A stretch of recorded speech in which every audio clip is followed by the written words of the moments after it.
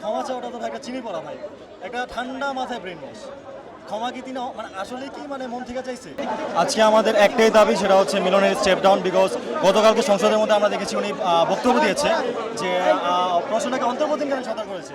যে জায়গায় অন্তর্বর্তীকালীন সরকার যদি প্রশ্ন করতো তাহলে সবগুলো বোর্ডের প্রশ্ন করতো, একমাত্র অভিন্ন বোর্ডের কোয়েশ্চেন মিলনই করছে। সেখানে সংসদের মতো জায়গার মধ্যে সে যদি মিথ্যা কথা বলতে পারে, তার মানে বুঝে নেন কি বড় আমাদেরকে চিনি পড়া খাওয়ায় এই সামনে ফিউচার করতে চাইছে। এখানে কোনো ফিউচার নাই ভাই, এই সরকার চলবে না, আমাদের এই শিক্ষামন্ত্রী পদত্যাগ করাতেই হবে, এটা আমাদের দাবি। কালকে তো সে ক্ষমা চেয়েছে। ক্ষমা চাওয়াটা তো ভাই একটা চিনি পড়া ভাই, একটা ঠান্ডা মাথায় ব্রেন ওয়াশ। ক্ষমা কি তিনি মানে আসলে কি মানে মন থেকে চাইছে? আপনার কি অ্যাকচুয়ালি মনে হয়? আমার তো মনে হয় না। তারপর আমাদের ভাইদের গায়ে কেন গায়ে হাত তুললো? আমাদের ভাইদের গায়ে কেন হাত তুললো? 2 বছর আগে এক সরকারি কাজ করছে, আজকে সেম কাজ করছে। এটার বিচার আমরা চাই এবং শিক্ষামন্ত্রীর পদত্যাগ চাই এবং ইনশাল্লাহ আমরা সফল হব।